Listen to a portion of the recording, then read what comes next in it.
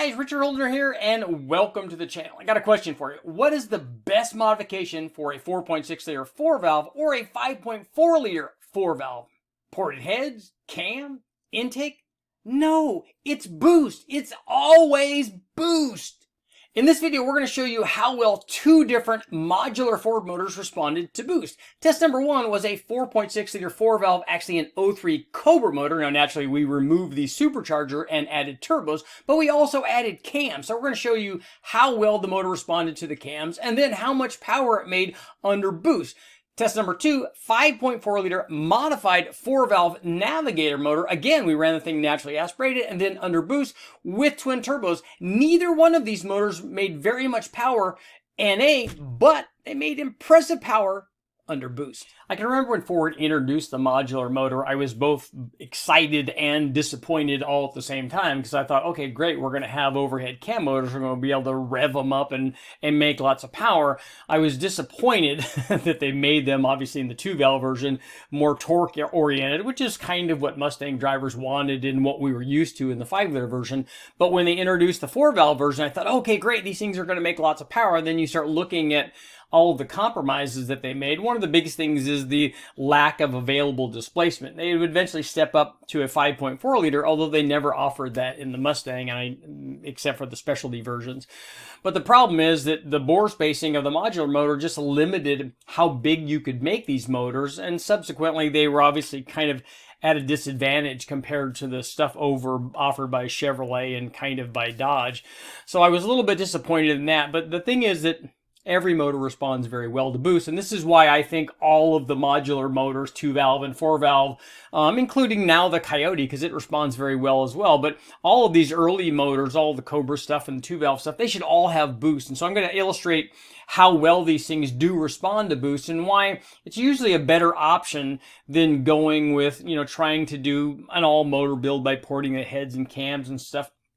Here is a 4.6 liter 4-valve motor. This could be anything from any of the available, junkyard versions. This one actually came from, it was a crate motor from the guys at Ford Racing. So it started out as a low compression 03, 04 Cobra motor, which probably is one of the highlights of that early modular program because it was so underrated by Ford. It was such a good performer, even with the factory Eaton supercharger on it, and even better with other blowers on it or turbos like we ran here, and it makes good power. But we had upgraded this thing with a set of small Comp 262 cams. It still had the low compression. It still had the factory unported heads. It still had the factory, I think it had the factory valve springs in it too. We put an 01 Cobra upper intake manifold on it and throttle body and ran it NA, and this is what it made after removing the blower and running it with the cams. It made 425 horsepower, still, pretty decent, and 388 foot-pounds of torque. But here's what happened when we added boost to this. In this case, we ran two 57mm turbos and a front-mounted air-to-air intercooler. This was a kit designed by the guys at HP Performance back in the day for a Cobra application, so all this actually fit in the car. But look what happens. Even at just 5 pounds, and this is 5 pounds with very, very low timing because we were just getting started on the tuning. We weren't too concerned about the 5-pound range because we were eventually going to run all of these and compare the turbos to blowers, the Vortec, and to the Eaton, and to a twin screw Kenny Bell, all at the same boost, but it was all much higher than 5 pounds. But even at just 5 pounds, all of a sudden we're making over 500 horsepower and peak torque was 476 foot-pounds. But things really started getting going when we started upping the boost on this thing. So here's 8 pounds at a more realistic timing level for the combination. So now we're looking at 630 horsepower. So now, and 575 foot-pounds of torque. So now you're looking at a combination that's making more than 600 horsepower. Now you're getting, and especially back in the day, this is making serious power. And a 600 horsepower, 03 Cobra motor, or if you started off with the higher compression 4-valve Cobra motor and then put that in any kind of Mustang, like a Mustang GT, did a swap on it or something, that turns out to be some fairly serious power. And that's only at 8 pounds, but obviously we didn't stop there. So again, even greater gains at 11 pounds of boost. 11 pounds of boost, we're talking about 735 horsepower. Torque was up to 676 foot-pounds of torque. And you can see that with the turbo sizing that we have, we're getting boost. We're starting out at 2,500. And we're getting a little bit of boost down there, but certainly good boost by 3,500 RPM all the way out to past 6,500 RPM. We could have continued to rev this thing to 7,000 with no problem, especially these cams. But here's what happened after we raised the boost again. 14 pounds. Now we're talking about, nearly doubling the power output. So we got 830 horsepower. 756 foot-pounds. And the interesting thing, at 14 pounds of boost or so, guys had no problems running 14 pounds of boost on their 03 Cobra motors with the factory blowers on them, even though it became fairly inefficient and had high temperatures and stuff. But this is at the point where they would be starting to port their blowers and do all kinds of things. But with the turbos, like I said, 830 horsepower, 756 foot-pounds of torque. I mean, that's a pretty serious machine there. And we didn't stop there. We kept going. 16 pounds, we're getting up near 900 horsepower, 896. Torque checked in at 826 horsepower. And then we kept going up in increments. But finally, at around 20 pounds, we're looking at almost 1,000 horsepower, 989, 990 horsepower. Torque was 909 foot-pounds of torque. And again, as we went up in boost, just more and more power. It always worked out fairly well. And we were getting up near the limit of these turbos. And so if we wanted to go up, we could put more turbo on them. But it just goes to show you that adding boost to these modular motors is like a license to steal.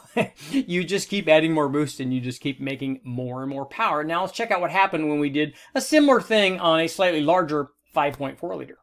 To further illustrate why the modular Ford family works very well with boost and why usually that's the direction that I recommend for these guys, you can do them as all motor builds. And on this particular example, we did a 5.4 liter 4-valve Navigator motor with the help from the guys at Sean Highland. And we actually did a lot of modifications to this NA motor to get it to make the NA power output that it did. But ultimately, as we'll see here, the best thing for these motors is, because of the expense and complexity of making them work like as an all motor deal, is it's easier just to add boost. And the difference that we made putting ported heads and cams and all kinds of things on it, probably we could have just done one of those. I would recommend in this case just doing cams on them, leave the stock heads alone.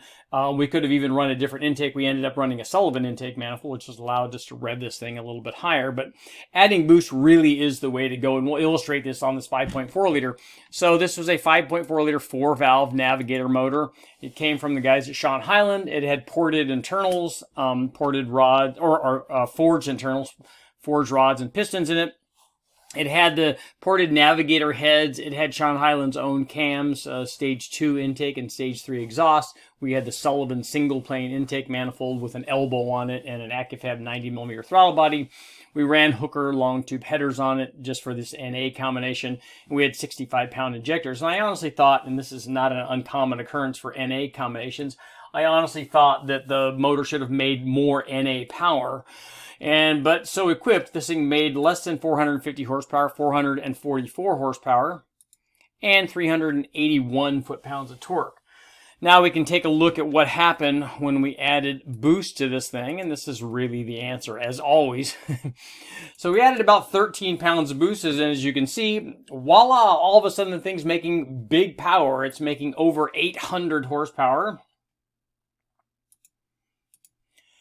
835 or 40 horsepower, and torque was fairly flat. That is a very flat torque plateau there, 713 foot-pounds, but over 700 for, a lot of the curve from 46 or 4700 all the way out past 6,000 RPM.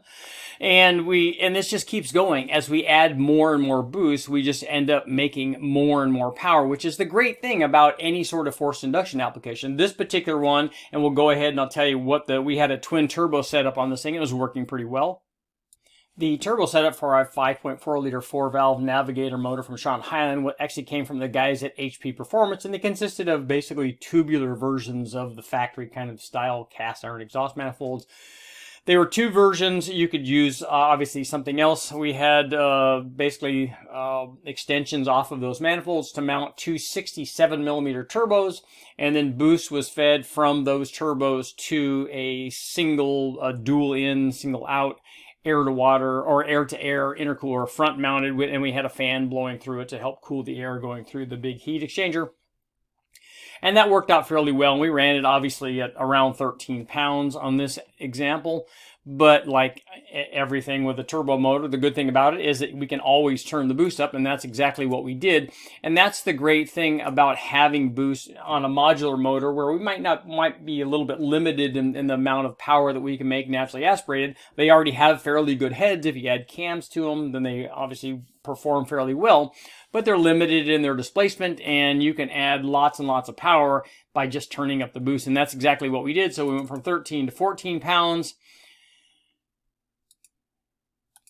Getting up over 880 horsepower, 15.5 pounds, topping over 930 horsepower. Finally to nearly 18 pounds, where we exceeded the 1,000 horsepower mark, 1,001, 1,002 horsepower. Peak torque was up to 832 foot-pounds. Again, you could see as we went up in boost, fairly flat all the way across, and these 67mm turbos, we didn't need these size turbos for this power level. We could keep going quite a bit. I think that these probably would support about 1,500 or 1,600 horsepower. On this combination, if we kept running boost up, we could do that. Maybe put an air to water intercooler on it, maybe run E85. We ran this on a combination of race gas, or mostly race gas, but a mixture of 112 or 114 octane. And we still had a little bit some residual 91 in there too. But this is perfectly safe. We didn't run very much timing. We were only running 16 or 17 degrees of total timing at this boost level. But it just goes to show you that adding boost really is the thing that you should do on these mod motors. Let's get to our conclusion.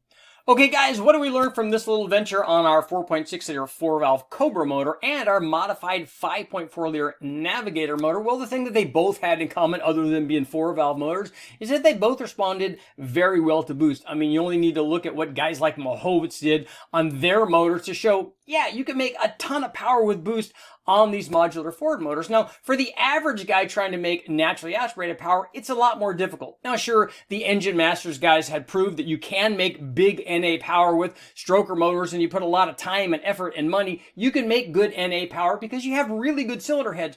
But who among us wants to spend the kind of time and money and have the expertise to make that kind of power? It's always much less expensive simply to add boost. I showed that in a previous video on a 2-valve Ford motor, where just adding boost rather than going with the heads, cam, and intake option is a much cheaper choice. And if you're starting out with a 4.6 liter 4-valve or a 5.4 liter Navigator motor, both of those motors respond very well, even in stock trim, to boost.